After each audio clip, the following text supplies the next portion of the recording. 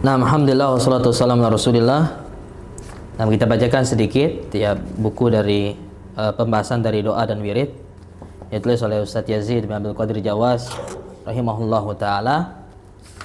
Ya, beliau di sini ya masih membahas tentang manfaat dari doa dan zikir. Ya, beliau sebutkan di sini ada banyak sekali ya. Ada 50 lebih. Oh, 50 pas ya.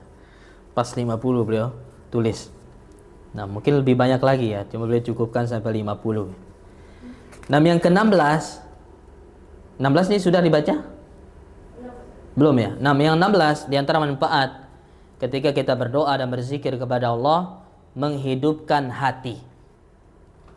Ya, ketika hati kita ya mungkin kering ya. Atau bahkan mati ya karena jarang kita ibadah ya, maka dengan kita banyak berdoa dan banyak berzikir mengingat Allah Subhanahu wa taala, maka hati itu pun ya akan menjadi hidup ya.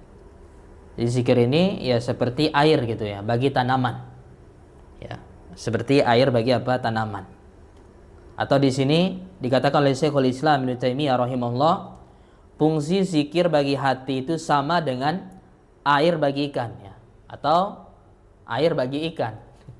Jadi kalau ikan nggak ada air ya mati sudah ya, nggak bisa apa-apa ya.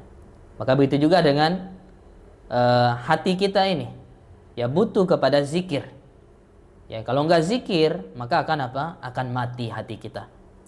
Maka bagaimana keadaan yang akan terjadi pada ikan seandainya ia berpisah dengan air ya? Akan mati tentunya. Begitu juga dengan hati kita. Maka ini manfaat yang ke-16. Yang ke-17, zikir itu adalah santapan ruh dan hati dan ruh. Di zikir ini makanannya ya, makanan bagi hati dan ruh. Ya, jadi hati kita ini juga butuh makanan. Ya, tidak hanya ya badan kita ya, perut kita yang butuh makan. Ya, tapi hati kita juga butuh apa? Kepada makanan. Dan makanannya hati adalah apa? Zikir kepada Allah Subhanahu wa taala. Makanan hati dan ruh. Jika hati dan ruh kehilangan santapannya, maka kondisinya sama dengan badan manakala tidak memperoleh asupan makanan. Ya, jadi sama dia. Suatu ketika dikatakan di sini Ibnu Qayyim Al-Jauziyah rahimahullah menemui Syekhul Islam Ibnu Taimiyah rahimahullah yang sedang mengerjakan sholat subuh. Nah, Ibnu Qayyim yang menemui gurunya ya Syekhul Islam Ibnu Taimiyah yang sedang mengerjakan sholat subuh.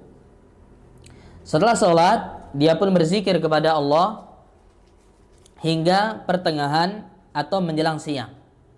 Ya, sudah mulai masuk siang ya. Menjelang siang. Jadi lama sekali beliau berzikir. Dari habis sholat subuh ya sampai pertengahan siang. Lalu dia menoleh ke arahku, yaitu ke Ibnu Qayyim, muridnya, dan memberitahukan ya, apa kata Ibnu Taimiyah, inilah santapanku. Ya, luar biasa. Inilah makanan saya. Kata Ibnu Taimiyah, andai aku tidak memperoleh santapan ini, tentu kekuatanku akan hilang. Jadi ini sumber kekuatan dari Ibnu Taimiyah rahimahullahu taala. Kenapa beliau bisa kuat ya, bisa hebat? Ya, Ibnu Taimiyah yang memiliki banyak sekali kelebihan. Ya, dan beliau memiliki kecerdasan yang luar biasa. Ya, dan beliau juga semangat dalam beribadah. Semuanya beliau lakukan ya, jihad dengan ilmu beliau lakukan, kemudian juga jihad dengan apa? Dengan anggota badannya beliau juga apa? Lakukan dua-duanya. Beliau berjihad ya kepada Allah Subhanahu wa taala, di jalan Allah Subhanahu wa taala. Kekuatan beliau, sumber dari kekuatan beliau adalah apa? Berzikir kepada Allah Subhanahu wa taala.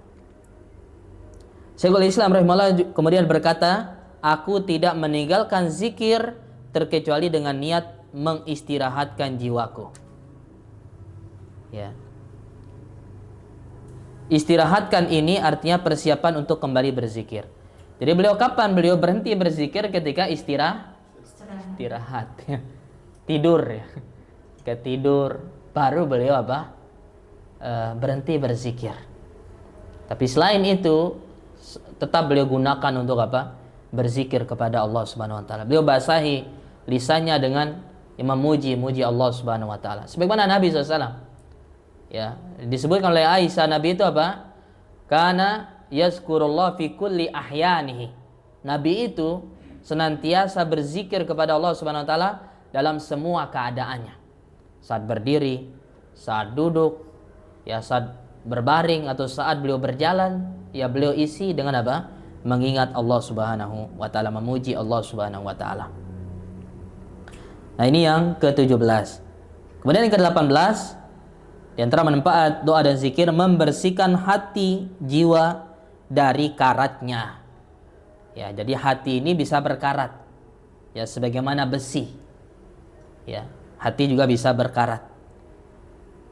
Dan dengan berzikir dan berdoa, ya, ini akan membuat hati kita ini apa? Atau menghilangkan karat-karat tersebut. Ya. Segala sesuatu ada karatnya, ya.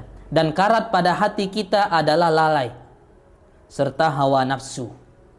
Ya, ini karat yang menggerogoti hati manusia, yaitu apa? Kelalaian dan apa? Menuruti hawa nafsunya. Untuk membersihkan karat itu, seorang hamba harus bertaubat, berzikir dan istighfar, minta ampun kepada Allah Subhanahu wa taala. Kemudian ke-19, manfaat doa zikir menghapus atau menghilangkan kesalahan. Ya, menghapuskan dosa. Zikir merupakan satu kebaikan yang paling agung, yang paling mulia. Sementara kebaikan benar-benar dapat menyingkirkan keburukan. Ya, jadi kebaikan itu bisa menghapus keburukan. Apa Ustaz? Ya. Kayaknya udah mau asar ya? Sudah mau asar? Udah di stop di 19 saja Ustaz. Oh, baik. Gitu. Kayaknya agak cepat sekarang ya asar. Iya, Lebih berapa? 19 ya? Ya, maju sekarang ya. Dulu. Cukupkan di sini aja dulu Ustaz. Asar perjalanan nanti yang jauh. Nah, mungkin sampai sini bisa kita ambil.